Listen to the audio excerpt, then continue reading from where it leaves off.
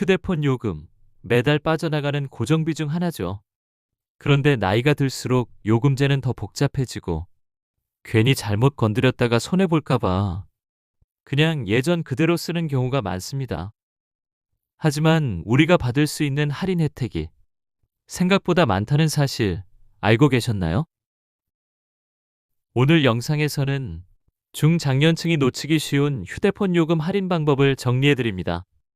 복지 감면부터 가족 할인, 장기 할인까지 하나라도 해당된다면 월 요금이 10,000원 이상 줄어들 수 있으니까요. 먼저 복지 감면 혜택부터 보겠습니다. 만 65세 이상이면서 기초생활수급자나 차상위 계층 또는 장애인이나 국가유공자라면 통신사에 감면 신청을 하면 됩니다. 예를 들어 KT의 경우 월 20,000원짜리 요금제를 쓰는 어르신이 복지 감면을 신청하면 기본 요금에서 10,000원 이상 깎이는 경우도 있습니다. 신청은 각 통신사, 고객센터나 매장 또는 복지로 앱에서 가능하고요. 가까운 가족이 대신 신청도 할 수 있으니 자녀분에게 요청하셔도 됩니다. 두 번째는 가족 할인입니다.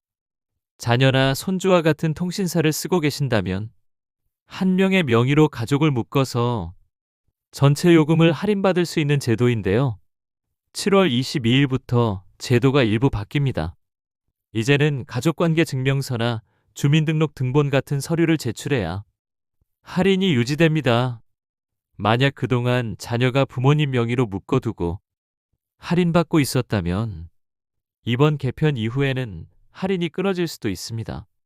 특히 주의할 점은 저가 요금제, 즉 월 1에서 20,000원대 요금제는 가족 할인 대상에서 빠질 수 있다는 점입니다. 세 번째는 장기 이용 할인입니다. 10년, 20년 이상 같은 통신사를 쓰고 계신 분들은 충분히 할인받을 자격이 있는데요. 의외로 통신사에서 먼저 말해주지 않기 때문에 스스로 장기 가입자 우대 요청을 해야 합니다. 예를 들어 20년째 SKT를 쓰고 있는 이용자는 요금제에 따라 최대 25%까지 장기 우대 할인이 적용될 수 있습니다. 단, 유선 신청이나 고객센터를 통해 재약정을 해야만 적용되는 경우도 있어요.